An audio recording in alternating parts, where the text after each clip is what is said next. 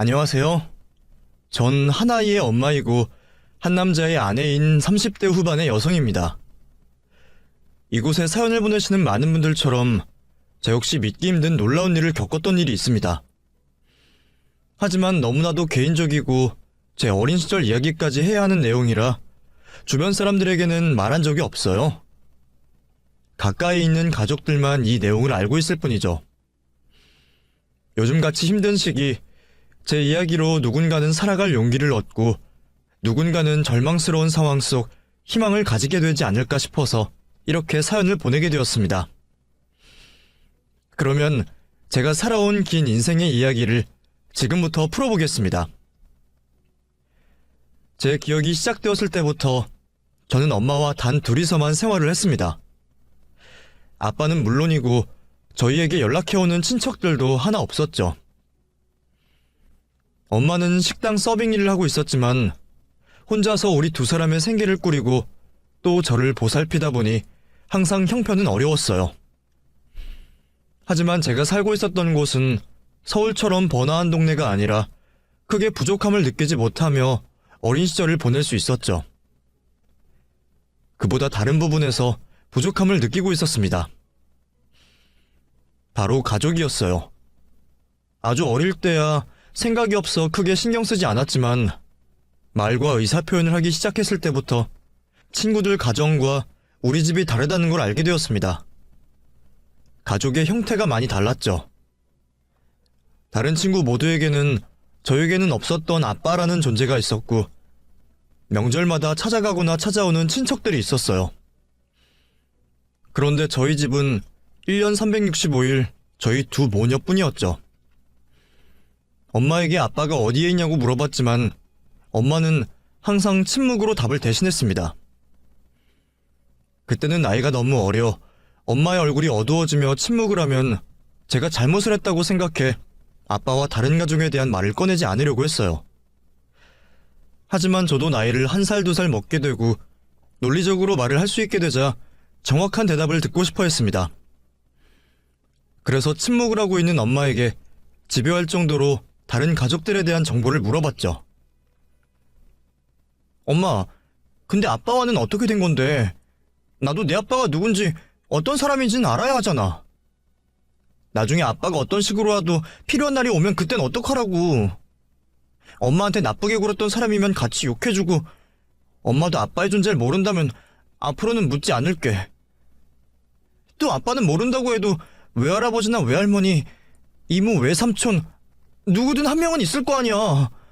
도대체 왜 우리 둘만 이렇게 외딴섬처럼 살아가는 건데? 그거 알아서 뭐 하려고? 그거 알면 지금 이 상황에서 뭐라도 바뀔 것 같아? 엄마가 말하지 않고 있으면 아는 이유가 있다고 생각해야지. 네가 왜 거기까지 궁금해해? 알 필요 없는 이야기니까 궁금해하지도 말고 또다시 물어보지도 마. 그 엄마의 대답 이후 저는 다시는 아빠와 가족에 대해 물어보지 않았습니다. 천사 같던 엄마가 처음으로 화를 내는 모습을 봤기 때문이에요. 그 모습을 보고는 엄마에게 기억하기 싫은 아니면 말할 수 없는 비밀이 있구나 싶어 저 역시 그만 궁금해하기로 했죠. 그렇게 저는 아빠와 다른 가족의 존재를 모른 채 살아가고 있었습니다. 그렇게 평범한 일상을 보내다 엄마와 저의 인생이 변하게 되는 일이 생기게 되었어요. 늦은 밤 잠들어 있던 우리 두 모녀의 집에서 화재가 난 거죠. 집 온 곳에 불길이 붙은 뒤에야 엄마는 이상함을 느껴 잠에서 깼고 저는 유독가스 때문인지 잠을 자던 채로 정신을 잃었던 것 같아요. 그래서 엄마가 치솟는 불길 속에서 저를 들쳐업고 나오셨죠. 우리 두 모녀는 화마가 덮어버린 그 집에서 탈출을 할 수 있었지만 저와 달리 엄마의 상태가 좋지 못했습니다. 저를 구하려다 유독가스를 너무 많이 마셨던 거죠. 병원에 이송되어 치료를 받으셨지만 결국 회복을 하시지 못하시고 세상을 떠나시게 되었습니다. 한순간의 사고로 고아가 되어버린 저는 엄마가 자신의 목숨을 바쳐서 구한 목숨으로 이 세상을 열심히 살아가려고 했어요. 하지만 화재 사고로 생긴 얼굴과 온몸의 화상 자국은 제 다짐과 달리 저를 점점 더 이 세상에서 위축되게 만들었죠.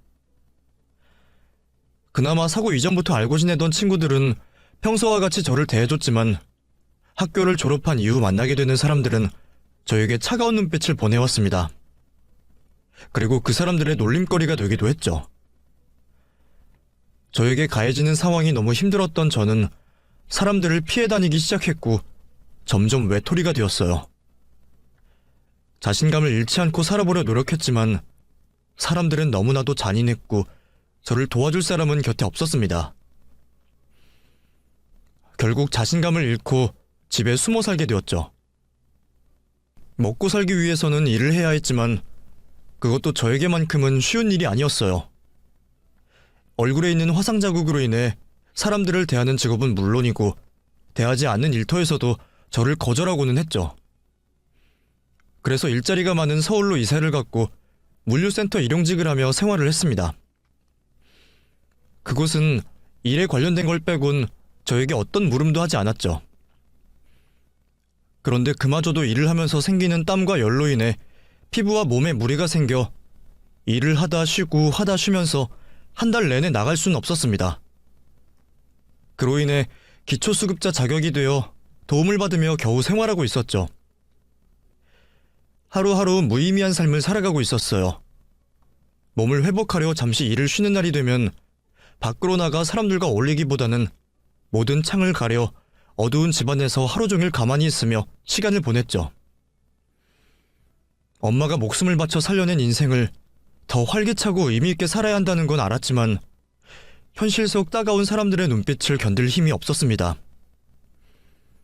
해가 지날수록 전 점점 더 세상과 분리된 삶을 살아가게 되었죠. 그러다 운명의 제짝 남편을 만나게 되었습니다. 그것도 제가 일용직으로 일하던 물류센터에서요. 제가 하던 일은 짝을 지어 일을 해야 했던 일이었는데 그날 처음 온 민용 씨와 제가 짝이 되어 일을 가르쳐주게 되었죠. 그때 저는 일을 하면서도 사람들이 놀라지 않게 마스크를 쓰고 일을 했는데 땀을 닦기 위해 잠시 벗은 마스크 뒤에 제 얼굴을 보고도 민용 씨는 놀라지 않았습니다. 전과 다를 것 없이 평범한 사람들과 똑같이 대했죠. 이후 민용 씨와 가끔씩 같은 조가 되어서 일을 하게 되었는데 그때마다 절 평범한 사람처럼 대해주는 게 좋아 마음이 놓였어요. 민용 씨와 일을 할 때면 얼굴에 상처도 잊을 수 있었죠. 그러다 보니 내심 민용 씨가 출근을 하길 기다리고 있었습니다. 그런데 어느 날부터인가 민용 씨의 모습이 보이지 않았어요. 작별 인사가 없는 게 당연한 일이었지만 왠지 모르게 민용 씨에게 서운했죠. 다시 모든 걸 잊고 일과 휴식이 반복되는 일상을 보내게 되었는데 어느 날 또다시 민용 씨가 찾아왔습니다. 저를 본 민용 씨는 반갑게 인사를 하고 곁으로 와 개강을 하여 평일에 오지 못했다고 했죠. 민용 씨는 그 당시 대학생이었고 방학을 맞아 일을 하고 있었던 거였죠. 그러더니 반가워하는 저에게 저를 보러 몇 번이나 일을 하러 왔었다고 했습니다. 제가 쉬는 날과 엇갈려 서로 보지 못한 듯 했는데 이게 무슨 말인가 싶어서 저를 찾은 이유를 물어봤죠. 말을 이리저리 돌리던 민용 씨는 저에게 관심이 있다고 말했어요. 저는 그 말을 듣자마자 화를 냈습니다. 당연히 민용 씨의 그 말이 나를 호기심의 대상으로 생각해 장난을 치고 있다고 생각했죠. 그런데 민용 씨는 화를 내는 저에게 자신의 말이 진심이라며 알아달라고 하는 거예요. 계속 그렇게 말을 하니 완전히 거짓말은 아닐 거라고 생각했습니다. 그럼에도 처음 겪는 일이 겁이 났던 저는 민용 씨와 친구부터 시작하자고 제안을 하게 되었죠. 민용 씨의 고백으로 기분은 좋았지만 한편으로는 이 모든 게 다 거짓이 아닐까 싶어서 불안했습니다. 친구들과 장난삼아 저를 두고 내기를 할 수도 있었고 저에게 다른 원하는 바가 있어서 접근을 할 수도 있겠다고 생각을 했죠. 그 이유가 무엇이든 이 상황이 모두 거짓이라면 그 다음에 제가 받게 될 상처가 걱정될 수밖에 없었어요. 그래서 남편과 연락을 하거나 만남을 가지게 될 때는 절대로 감정을 비추지 않으려고 노력을 했죠. 언 10년 만에 영화관에 영화를 봤을 때도 놀라지 않으려고 했고, 영화를 보며 웃기거나 슬픈 장면에도 딴 생각을 하려고 애를 썼어요. 민용 씨가 재미있는 이야기를 해줘도, 맛있는 음식을 먹게 돼도 항상 같은 얼굴, 같은 표정을 하려고 노력했었죠. 그런데 다른 모습은 다 참을 수 있었는데 제 앞에서 긴장한 모습의 민용 씨의 모습만은 참을 수가 없었습니다. 복잡한 일도 척척 잘하던 민용 씨가 제 앞에서는 포크와 수저도 바꿔들고 먹으면서 태연하게 있었거든요. 그런 일들이 너무 많았어요. 한눈에 보기에도 긴장을 많이 한 행동들이었습니다. 그러면서도 저에게는 내색을 하지 않으려 여유 있는 척을 하니 웃지 않을 수가 없었죠. 뒤늦게 이를 알아차린 민용 씨는 부끄러워했고 큰 실수를 했다고 생각했지만 저는 그런 민용 씨의 모습이 귀엽고 고마웠습니다. 나 또한 누군가에게 설레고 긴장을 할 수 있구나 싶어 모처럼 만에 제가 살아있다는 걸 느끼게 해주었죠. 그런 모습에 자연스럽게 잔뜩 긴장을 하고 있던 제 마음도 풀리게 되었어요. 조금씩 민용 씨와 진심으로 대화를 나누게 되었고 일상을 공유하며 서로에 대해 알아가게 되었죠. 그렇게 서로에 대한 마음을 알면서도 연애를 하기까지 오랜 시간이 걸렸습니다. 민용 씨에 비해 뭐든지 많이 부족하다고 느낀 제가 더 조심스럽게 다가갔으니까요. 그래도 결국에는 저의 모든 모습을 보고도 저를 사랑해주겠다고 하는 민용 씨와 연애를 하게 되었죠. 사람들에게 저의 모습이 부정적으로 받아들여진다는 걸 알았을 때부터 제 인생에 연애는 없을 거라고 생각했어요. 그런 저에게 민용 씨와 평범한 데이트도 너무 감사한 일이었는데 그보다 더한 행복과 감사함을 받을 수 있었습니다. 정말 이 세상 가장 행복한 여자라고 불려도 될 만큼 남자친구는 저에게 잘해주었어요. 남자친구와 행복한 나날들을 보냈던 저는 과거의 밝은 모습으로 돌아가기 시작했죠. 더 이상 얼굴과 몸에 있는 상처는 신경 쓰지 않았습니다. 저 스스로에게 자신감을 찾게 되었던 저는 지금까지 단 한 푼도 쓰지 않고 모아오기만 했던 돈을 가지고 제가 하고 싶었던 일을 하기로 했어요. 그렇게 시작한 일이 어떻게 들릴지 모르겠지만 화장품 사업이었습니다. 화상 자국으로 다른 사람들에 비해 유독 더 예민한 피부를 가지고 있어서 이를 가지고 사업을 해볼 만하다고 생각했죠. 이 이야기를 남자친구와 하게 되었고 남자친구의 지인이 그쪽 관련 일을 알고 있다며 소개를 시켜주어서 시작하게 되었어요. 대박이 났다고 할 정도는 아니었지만 처음으로 시작한 사업에서 꾸준한 수익을 낼 수 있었습니다. 그리고 몇 년 전만 해도 어두운 방구석에 있던 저로서는 상상도 못할 모습이 되어 있었죠. 이 모든 게 제 남자친구 민용씨 덕분이었어요. 그래서 저 역시 남자친구에게 도움이 되고 걸맞는 여자가 되기 위해 노력을 하고 있었습니다. 그렇게 우리의 만남도 제법 길어졌을 때 제 뱃속에 민용씨의 아이가 생겼다는 걸 알게 되었어요.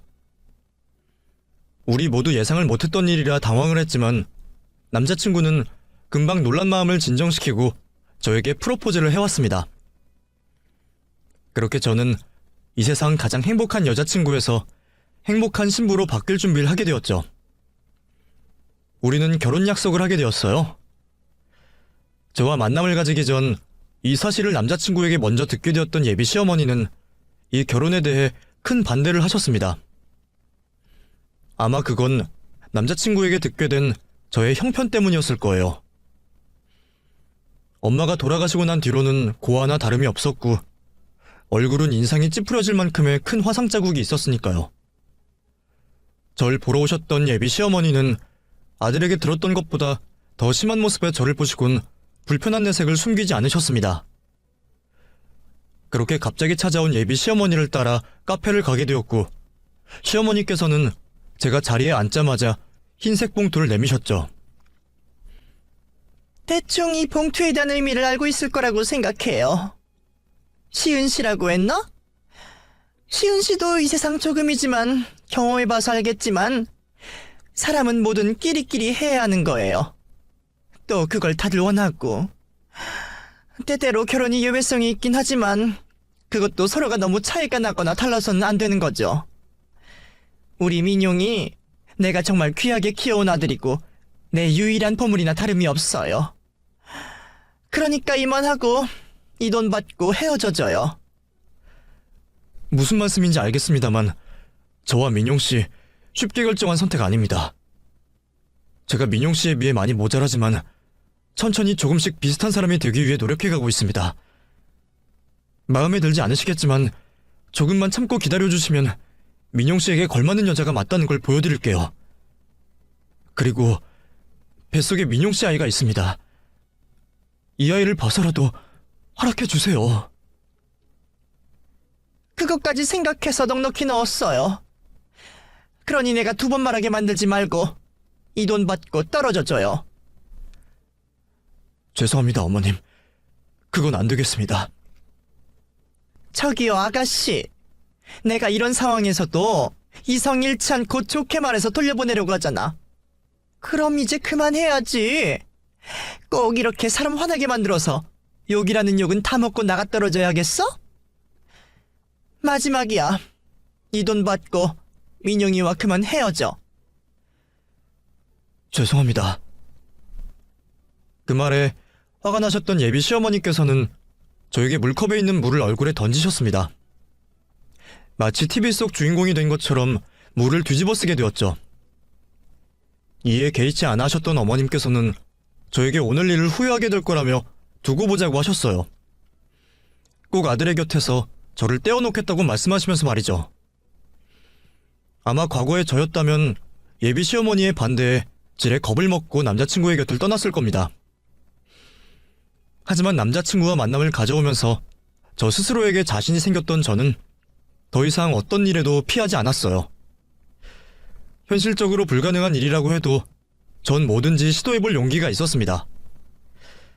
그런 마음가짐에서 남자친구와 결혼을 하는 건 불가능한 일도 아니었기 때문에 이렇게 쉽게 포기할 수 없었죠. 하지만 어머님 역시도 아들에 대한 사랑이 남달랐기 때문에 저를 떼어놓기 위해 그날보다 더한 행동들을 하셨습니다. 우선은 제 사무실이 있는 건물에서 1인 시위를 하시는 거였어요. 같은 건물을 사용하시는 분들이며 택배 기사님들까지 모두 다 그 내용들을 보게 되셨죠. 내용들 모두 예비 시어머니 입장에서 보여지고 생각된 대로 쓴 글이었습니다. 이 사회에서 가장 밑바닥에 있는 제가 남자친구를 어떻게든 꼬셔 팔자를 펴보겠다고 꼬리를 쳤다 나와 있었죠. 모두 거짓된 내용들이었지만 전 화를 내지 않았어요. 오히려 예비 시어머니께 따뜻한 차도 드리고 앉을 수 있는 간이의자도 드렸죠. 이 세상에 꽃뱀짓을 해서 인생을 펴보려고 하는 여자는 사라져야 합니다. 이 건물에 그런 여자가 있습니다. 다들 이 내용을 읽어주세요. 어머님, 아직 날씨가 차가워요. 옷도 얇게 입고 오셨는데 이거 좀 드세요. 혹시 제가 싸왔다고 하면 안 드실 것 같아서 저기 마트에서 따뜻한 걸로 사왔어요. 그리고 여기 의자에 앉아서 하세요. 너 지금 나 약 올리냐? 내가 누구 때문에 이 고생을 하고 있는데 이걸 들이밀어? 그러면 그만해 주세요. 저도 어머님 밖에 나와 계시는 거 보고 있기 힘들어요. 또 죄송하고요. 저 들어가 봐야 하니까 집으로 들어가지 않으실 거면 이거 쓰세요. 저 때문에 고생하시는 것 같아 죄송해요, 어머님. 이 정도 반대를 예상하지 못한 것도 아니었고 내용 모두 거짓이니 양심이나 가슴에 찔리는 것도 없었으니 태연하게 행동했어요. 자신의 행동에도 제가 아무렇지 않아 하자 예비 시어머니께서는 방법을 바꾸셨습니다. 저와 대화를 나누었을 때, 그리고 제가 일하는 건물로 찾아왔을 때 직접 두 눈으로 확인하고 들은 바가 있다며 남자친구에게 저에 대한 거짓말을 하셨던 거죠. 돈으로 남자를 고용해 사무실로 불렀다는 내용, 시어머니 될 분에게 되바라지게 굴고 집안의 재산을 노린다는 말 등등 저를 이 세상 가장 나쁜 악녀로 몰아가셨지만 그것 또한 별 소용이 없었어요. 그런 말을 듣고 흔들릴 남자친구가 아니었습니다. 이미 서로에 대해서는 너무나도 잘 알고 있었고 그런 상황에서 제가 무슨 대답을 할지도 예상할 수 있는 사이였으니까요. 너, 네가 그렇게 믿는다고 하던 그 애, 네가 못 보는 동안 행실을 어떻게 하고 있는 줄은 아니? 걔 사무실에 웬 남자가 드나들더라. 직원이나 일 관련된 사람이겠죠. 아니, 내가 물어보니까 돈 받고 이상한 짓 해주는 사람이라고 하더라. 너 지금 걔한테 속고 있는 거야. 네가 마음이 워낙 착해서 불쌍한 사람 도와주려다 사랑에 빠진 걸로 착각하는 거고, 걔는 널 속여 이용하고 있는 거고. 어머니, 그런 일 하는 남자가 자신이 그런 일 하고 있다는 걸 그렇게 쉽게 말해줘요? 거짓말도 좀 성의 있게 하세요. 시은이네 사무실에 CCTV 다 있어요. 확인해서 아니시면 어쩌실 거예요? 엄마가 봤다면 본 거지. 넌 왜 엄마 말을 안 믿으려고 그러니? 그리고 내가 들은 말이 있어서 이러는 거 아니냐. 그때 걔 맨 처음 만난 날 걔가 무슨 말 한지 알아? 내가 건네준 돈이 부족하다고 하더라. 너에게 붙어있으면 나올 돈이 얼마인데 겨우 이 돈 가져왔냐고. 나보고 세상 물정을 모른대. 시은이 눈앞에 돈 봉투 있다고 해도 열어볼 아이가 아니에요. 그리고 그때 그 상황 시은이에게 다 들었고요. 어머니께서 컵에 있는 물 뿌리셨다면서요. 제가 그 이야기 듣고 얼마나 미안했는지 아세요? 저희 두 사람 어머니께서 이렇게 하신다고 해도 마음 바뀌지 않아요. 그렇게 쉽게 변할 사랑 아니라고요. 아무리 반대하신다고 해도 저희는 계획대로 결혼할 거니 제발 이런 거짓말, 그리고 시은이 괴롭히는 일은 그만 좀 하세요. 마음에 안 드시면 그냥 벼르고 있으시지 뭐하러 힘쓰고 거짓말까지 하세요. 그렇게 예비 시어머니의 방해 공작 속에도 저와 남자친구는 결혼 준비를 꾸준히 해나가고 있었습니다. 그러던 어느 날이었어요. 예비 시어머니께서 저에게 전화를 해오셨죠. 이번에도 남자친구와 헤어지라는 말인 줄 알았는데 무슨 바람이 분 건지 차분하고 나긋나긋한 목소리로 전화를 해오셨습니다. 그러면서 저와 자신이 알고 있는 무속인 집으로 가자고 하셨죠. 길한 날에 결혼 날짜를 잡게 물어도 보고 우리 두 사람의 사주와 아이의 이름까지 물어보자고 하셨습니다. 네, 어머님. 그간 잘 지내셨어요? 그래, 나야 뭐 별일이 없지. 너는 좀 괜찮고? 이제 슬슬 배도 불러올 텐데. 아직까지는 생활하는데 큰 문제는 없어요. 그런데 어쩐 일로? 다름이 아니라 너 비는 시간에 나랑 같이 어디 좀 가자. 어디요? 내가 알고 있는 용한 무당이 있는데 거기 가서 결혼 날짜도 언제가 좋은지 물어보고 너희 두 사람도 사주가 괜찮은지 확인 좀 해보자. 그리고 이왕에 간 김에 뱃속아이에게 어떤 이름이 좋고 뭘 피해야 하는지도 물어보고. 그래, 언제가 시간이 괜찮니? 그런 예비 시어머니의 말에 처음에는 우리 두 사람 결혼을 반대하는데 포기를 한 거라고 생각을 했어요. 그런데 아무리 생각해도 이렇게 갑작스레 태도를 바꾸신다는 게 이해가 되지 않았죠. 그래서 우선은 비는 시간을 봐야 한다며 핑계를 대고 차후로 만나는 날을 미루게 되었어요. 저에게 왜 그런 말을 하시는 건지 다른 속내가 있을지도 모른다고 생각한 저는 남자친구에게 전화를 걸어 어머니와 통화했던 내용을 말해주게 되었습니다. 제 말을 다 듣게 된 남자친구는 별일 아니라며 저를 안심시켜 주었어요. 그게 끝이야? 난 또 뭐라고. 뒤에 무슨 말이 있을까봐 엄청 긴장했네. 괜찮아. 네 말대로 엄마가 이제 우리 결혼 허락하려고 하나 보다. 뭐? 이렇게 갑자기? 순진하게 어머님 따라갔다가 무슨 일이 있으면 어떡해. 우리 엄마 원래 그런 민속신앙 엄청 따지고 믿어. 풍수지리부터 사주, 점 보는 거 완전히 신봉하신다니까. 그러니까 크게 걱정할 일 아니야.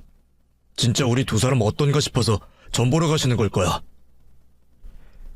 이야기를 들어보니 예비 시어머니께서 그런 쪽에 관심이 엄청 많다고 하더라고요. 집안의 대소사 결정을 모두 무속인에게 찾아가 결정을 한다고 하니 저에게 가자고 제의하시는 일도 별일이 아니구나 싶었죠. 그래도 혹시 모른다는 생각이 들었어요. 마음을 놓고 점집에 갔다가 남자친구와 궁합이 안 좋다, 사주가 안 좋다는 말을 들으면 또 결혼에 반대 입장이 되실지도 모르는 예비 시어머니셨으니까요. 그래서 어머님과 점집을 같이 가기 전에 남자친구와 먼저 점집을 찾아가 확인을 해보게 되었습니다. 정말 다행이었던 게 우리 두 사람 사이가 이보다 더 좋을 수 없다면서 좋은 이야기만 전보는 내내 듣게 되었죠. 혹시 몰라 몇 군데 더 들어가 보게 되었는데 그곳에서도 비슷하게 좋은 말만 듣고 왔습니다. 이 정도면 큰 걱정 없이 예비 시어머니와 점집을 다녀와도 될 것 같았죠. 그렇게 어머니와 점집을 가는 날이 되었어요. 저와 남편 사이 궁합 이야기를 듣고 좋아하실 시어머니를 생각하며 집을 나서게 되었고 어머니를 만나 점집으로 들어가게 되었습니다. 이미 예행을 다 하고 왔기 때문에 저는 자신이 있었어요. 그렇게 자신있게 앉게 된 점집에서 갑자기 예비 시어머니의 태도가 변했습니다. 신녀님, 인연이에요. 이 요망한 년이 우리 순진한 민용이를 꼬셔서 애까지 만들었다고요. 신녀님께서 보호해주시고 제가 금이야 오기야 키운 우리 민용이한테 붙어서 평생 뜯어먹으려고 하는 년이죠. 이러다가 애까지 낳으면 우리 민용이 정말로 얘네들 책임져야 합니다. 그러니까 신녀님께서 인연 뱃속에 있는 애 떨어지는 부적 하나 써주세요. 저를 잡고 신녀라 불리는 무속인에게 이끄는데 어이가 없더라고요. 결혼을 반대하는 거야 내가 며느리감으로 눈에 차지 않아서 그럴 수 있다고 하지만 뱃속에 있는 애까지 떼달라 하는 게 인간적으로 맞는 행동인가 싶었죠. 그리고 세상이 어느 때인데 부적 같은 미신 하나로 애가 떨어지게 해달라는 건지 어이없는 행동을 하는 시모를 보고 기가 찼고 화가 머리끝까지 났죠. 기분이 나빠 저를 잡고 있던 시모의 손을 뿌리치고 신녀라 불리는 무속인에게 제가 다가섰습니다. 무속인 입장에서도 날벼락이었던 게 자신도 갑작스럽게 돌발 행동을 하는 시모를 보고 어이를 없어하고 있었거든요. 그런 상황에 제가 성큼성큼 자신의 눈앞으로 다가오니 당황할 수밖에 없었죠. 어이가 없어서. 그래요. 저렇게 바라시는데 한번 써줘봐요. 그쪽 탓은 안 할 테니. 요즘 세상이 어느 때인데 그게 말이 된다고 생각하나. 자, 여기 내가 태어난 연도, 날짜, 시간 됐죠? 그리고 어머님, 지금 어머님께서 하시는 행동이 정상적이라고 생각하세요? 아무리 며느리 될 사람이 싫어도 그렇지 뱃속에 애를 떼달라고 부탁하는 게 정상이냐고요. 그런 마음을 품은 것부터가 어머님 범죄 저지르겠다는 거예요. 지금 하시는 행동이 살인자들과 다를 게 뭐가 있어요. 저 우리 뱃속의 아이 잘 데리고 있다 건강하게 낳을 겁니다. 그리고 민용 씨와 누구보다 행복하게 잘 살아서 어머님께 보여드릴 거예요. 우리가 얼마나 잘 사는지 직접 두 눈으로 보세요. 그리고 주변 사람들한테 어머님께서 어떤 행동을 하셨는지 자세히 말할 겁니다. 어머님이 어떤 분인지 다 말할 거라고요. 겁을 먹기는커녕 소리를 치며 화를 내자 예비 시모는 되려 겁을 먹은 듯 했습니다. 그 모습에 쐐기를 받고자 다시 뒤를 돌아 무속인에게 부적을 달라 재촉을 하려고 했죠. 그런데 무속인이 하라는 부적은 만들지 않고 자기 수첩을 뒤지고 있더라고요. 저기요, 뭐 하시는 거예요? 저분이나 제가 부적 원한다니까요? 이름이 안 적혀 있어서 그래요? 제 이름 이시은이에요. 이시은. 그런데 제 이름을 들은 무속인이 그제서야 무엇인가 생각이 났는지 기함을 했어요. 그러더니 저에게 머리를 조아렸죠.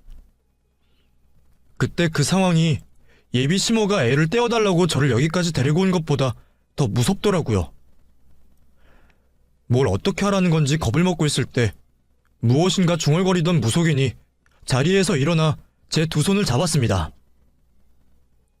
감사합니다, 만신님. 또 감사합니다. 정말 잘 왔어요. 시간이 늦긴 했지만 이렇게 돌아온 게 어딥니까? 잘 찾아왔어요.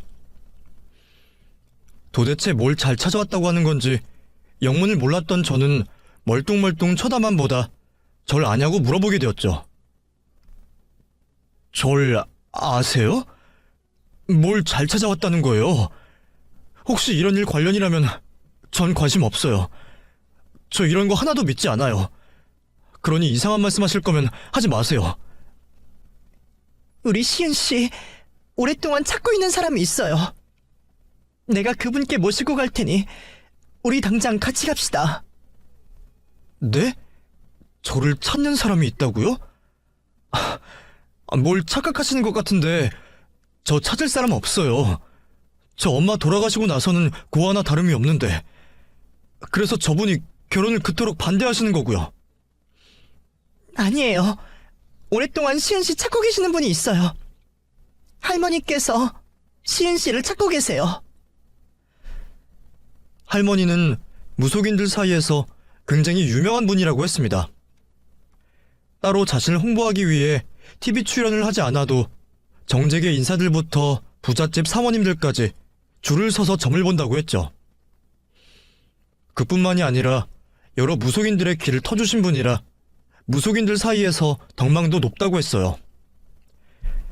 저에게 할머니가 찾고 있다 말해준 무속인분도 할머니에게 여러 도움 받은 일이 있었다 했고 그로 인해 손녀딸을 찾고 있는 저의 개인정보를 기억하고 있다고 했어요. 생각도 못했던 말이었습니다. 저를 찾고 있는 가족이 있었다니 엄마에게 가족에 대한 어떤 말도 들을 수 없었던 터라 저에게 가족이 있을 거라는 생각조차 하지 않고 있었어요. 그런데 예비 시모에게 어이없는 이유로 끌려온 이곳에서 내 가족이 있고 할머니가 나를 찾고 있다는 말을 듣게 될 줄은 정말 몰랐죠. 그래서 이것 또한 예비 시모가 계획한 일이 아닐까 의심을 하게 되었습니다. 그래서 제 손을 잡고 있던 무속인의 손을 놓은 다음 찾아갈 수 없겠다고 말하게 되었죠. 제가 그 말을 어떻게 믿죠? 그 말만 믿고 덥석 찾아갔다가 이보다 더 심한 꼴 안 본다는 보장도 없잖아요. 30년이 되어서야 내게 가족이 있다는 말도 믿지 못하겠고 지금 이 상황에서는 저분 때문에 더 의심만 가요. 그러면 연락처만 알려줘요. 내가 할머님께 연락드리라고 할 테니. 우선은 당장 이 자리를 떠나고 나서 생각을 해봐야 할 것 같아 그러기로 했습니다. 그런데 자리를 떠나려는 순간 무속인 분께서 예비 시모를 잡고 몇 마디를 더 하셨죠. 그런데 이렇게 왔으니 몇 마디 붙이자면 며느리분 아주 잘 모셔야 합니다. 네? 그게 무슨 말입니까, 신녀님? 말 그대로 며느리분 해코지하지 말고 잘 모시라는 말이에요. 오늘처럼 금수 같은 행동 계속하면 한 행동만큼의 몇 배가 나 자신과 집안 사람들에게 돌아오고 그 반대로 잘하면 복이 그만큼 들어오니까. 굳이 잘 모시지 않고 잘 대하기만 해도 이 집안에 기왓장 올려줄 귀인입니다. 이 집에서 며느리분보다 이 집을 올려줄 사람이 없어요. 그러니까 오늘같이 천물 받을 짓 하지 말고 며느리 잘 대해주세요. 복이 넝꿀째 굴러들어왔는데 그걸 걷어차려 가면 되겠어요? 아직까지 그때 무속인이 해준 말이 진짜 자신이 본 신점의 결과를 말해준 건지 아니면 해도 해도 너무하게 구는 시모의 행동을 제지하려고 거짓말을 한 건지 모르겠지만 어쨌든 그 말을 듣게 된 시모의 눈빛이 변했습니다. 처음으로 집으로 돌아가는 택시도 잡아주고 오늘 미안했다며 잘 들어가라는 소리까지 듣게 되었죠. 집으로 돌아가는 길 오늘 일어난 일이 모두 다 거짓말 같아 혼란스럽기만 했어요. 그러면서 저에게 할머니가 있다면 어떤 식으로 확인을 하고 어떻게 대해야 하는지 생각을 하게 되었죠. 그날 저녁 집에 돌아가자마자 곧바로 저에게 친할머니가 되시는 분께서 전화를 해오셨습니다. 할머니께서 유명한 무당이라는 말에 잔뜩 긴장을 한 채 전화를 받았는데 휴대폰 너머 들려오는 할머니의 목소리는 여느 평범한 할머니의 목소리였습니다. 아직은 나에게도 피부치가 있다는 게 실감이 나지 않아서 그런지 생각보다 덤덤했어요. 할머니께서는 제가 자신의 손녀가 맞는지 확인을 해보신다며 엄마에 관한 물음을 해오셨죠. 긴 통화가 이어졌지만 할머니와 손녀의 통화보단 취조에 가까운 통화였습니다. 모든 걸 다 확인한 후에도 서로 어색한 질문만 몇 차례 물어보고 대답했을 뿐 애정이 어리거나 반가운 목소리는 아니었어요. 통화를 마치기 전 할머니 댁으로 제가 찾아가 뵙기로 약속을 잡았습니다. 그렇게 통화를 마치고 난 이후 머릿속은 더 복잡해졌죠. 저를 찾아다니셨던 것과 달리 그다지 반가워하지 않는 할머니의 목소리와 경제적으로 여유가 있다는 할머니를 피해 다녔던 엄마의 이유 모를 행동으로 말이에요. 그날 밤은 밤새 그런 고민들로 생각을 하다 아주 늦게 잠이 들었습니다. 다음날 약속한 시간에 할머니 댁으로 도착을 하게 되었어요. 강남 한복판에 있는 할머니 댁을 보면서 저 집을 들어가기도 전에 주눅이 들었습니다. 이후 할머니를 도와주시는 분의 안내에 따라 집 안으로 들어가게 되었고 그곳에서 할머니를 뵐 수 있었죠. 목소리만큼이나 무서운 얼굴을 하고 계시던 할머니는 저를 보시곤 한 걸음에 뛰어오셨고 저를 안아주셨어요. 네가 시은이구나. 미안하다.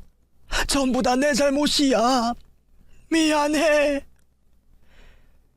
할머니께서는 저에게 잘못했다는 말씀을 하시면서 울음을 터뜨리셨습니다. 그리고는 엄마와 관련된 이야기를 해주셨죠. 아빠와 엄마는 양가 집안에서 반대를 하는 결혼을 올리셨다고 했습니다. 엄마의 집안에서는 무속인의 집으로 시집을 가는 게 집안의 수치라고 하실 정도로 크게 반대하셨고 할머니께서는 그런 말을 듣고 가만히 있을 수 없으시다며 결혼을 반대하셨다고 했어요. 하지만 아빠와 엄마는 집안 어른들의 결정을 따르지 않았습니다. 집에서 내쫓기는 한이 있더라도 결혼을 하시기로 하신 거죠. 그렇게 혼인신고를 먼저 하고 이후 결혼식을 올리게 되었다고 합니다. 할머니께서는 마음에 들지 않았지만 혼인신고를 한 두 사람을 갈라놓을 수 없다 생각하여 그 자리에 참석을 하셨지만 엄마의 집안 식구들은 엄마를 출가 외인으로 생각하여 끝내 결혼식 날도 오지 않으셨다고 했어요. 이후로도 엄마와 아빠 두 사람에게 연락을 하지 않았고요. 그렇게 두 분께서는 결혼을 하시고 할머니 댁에서 지내게 되었다고 합니다. 이것 또한 엄마의 결정이라고 했죠. 결혼 전 본의 아니게 할머니께 마음고생을 하게 만들어 자신이 모셔야 한다고 말을 했다고 합니다. 하지만 할머니께서는 결혼 전 엄마의 집안에서 받았던 무시가 아직 덜 풀리신 상태이셨고 그 화를 엄마에게 풀었다고 하네요. 그래서 할머니께 무엇이든 잘해드리려는 엄마를 고생시켰다고 했습니다. 할머니 앞에서 엄마가 눈물을 보일 만큼 힘든 시집살이를 살면서도 엄마는 항상 밝은 얼굴로 할머니와 아빠를 대했다고 해요. 그런 엄마에게 계속해 지독한 시집살이를 시켰던 할머니의 모습에 아빠는 결국 분가를 선택하셨고 할머니 댁을 나오셨다고 했죠. 하지만 그 행동마저 괘씸하다고 생각하신 할머니가 엄마를 할머니 댁까지 불러 시집살이를 시켰다고 합니다. 결국 화가 난 아빠가 할머니 댁으로 찾아가 화를 냈고 할머니와 심하게 말다툼을 벌이셨다고 했죠. 말이 통하지 않자 화가 나신 상태로 운전을 하며 집으로 돌아오시던 아빠는 그날 차 사고를 당하셨고 결국 세상을 떠나셨다고 해요. 그 일로 인해 엄마는 유일하게 할머니에게서 자신을 보호해주는 그늘이었던 아빠를 잃게 되면서 할머니를 피해 도망을 쳤다고 합니다. 그 이유는 뱃속에 재가 있었기 때문이었어요. 할머니 곁에 있다가는 아들의 죽음을 엄마의 탓으로 돌릴 할머니의 말들과 무지막지한 시집살이로 저를 잃을지도 모른다는 겁을 먹었던 것 같아요. 하지만 할머니는 그와 달리 이 모든 게 자신이 저지른 행동들로 인해 일어난 거라 생각하셨고 엄마에게도 사죄를 하려고 했었다고 했죠. 그런데 엄마가 아무런 흔적도 없이 사라져버린 겁니다. 이후 할머니는 엄마를 찾기 위해서 수소문을 하고 다녔고 엄마는 할머니가 자신을 찾고 있다는 말이 들릴수록 더 찾을 수 없는 곳으로 숨어 들어간 거죠. 엄마의 친정에는 이전까지 보였던 태도로 인해 도움을 요청할 수 없었고요. 그래서 오로지 우리 두 모녀 단둘이 이 세상을 살아가고 있었던 거였습니다. 다 내 잘못이다. 내가 잠시 품었던 못된 마음으로 네 엄마와 내 아들한테 한 행동이 이렇게 만든 거야.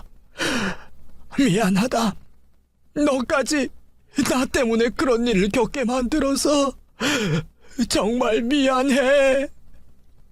할머니가 살아있는 한까지는 너희 두 사람에게 내가 해줄 수 있는 거 다 해주마. 너희가 말하지 않아도 얼마나 힘들게 살아왔을지 내 다 짐작하고 있다. 그러니 사양 말고 내 것이라 생각하고 다 받아주렴. 그런데 혜연이는 같지 않았니? 네 엄마는 아직 날 보기 싫다고 하니? 할머니는 엄마가 먼저 세상을 떠나신 걸 모르시는 눈치였습니다. 그래서 할머니께 엄마께서 저를 구하다 먼저 세상을 떠나게 되신 걸 말씀드리게 되었죠. 실은 엄마와 저 단둘이 살고 있는 집에 불이 났어요. 엄마는 먼저 밖에 나가실 수 있었는데 정신일은 저를 구한다고 하시다가 유독가스를 너무 많이 마셔서 병원에서 돌아가셨어요. 뭐? 혜연이가 먼저 죽어? 겨우 진정이 되고 계시던 할머니께서는 엄마가 먼저 세상을 떠났다는 말에 바닥에 엎드려 오열을 하셨습니다. 그러시면서 다 자기 잘못이라며 자신의 가슴을 치셨죠. 할머니께서는 아주 오랫동안 자신을 탓하며 눈물을 흘리셨습니다. 그날 이후 저에게도 가족이 생기게 되었어요. 저에게는 엄마 이외에 처음으로 가져보게 된 가족이었죠. 거기다 아빠와 엄마의 일 모두 자신의 잘못이라 생각하시는 할머니께서는 저의 어떤 말도 지지와 지원을 해주시는 든든한 지원군이 되어주셨습니다. 할머니의 존재는 저와 남자친구의 결혼을 반대하고 불만스러워하던 시모에게 큰 효과가 있었죠. 우선 제가 더 이상 고아가 아니라는 것과 할머니께서 가지고 계신 재정적인 부로 인해 그것만으로도 시모가 반대하는 것 대부분이 해결되었지만 그보다 더 중요한 게 있었어요. 바로 할머니께서 유명하고 용한 무속인이라는 거죠.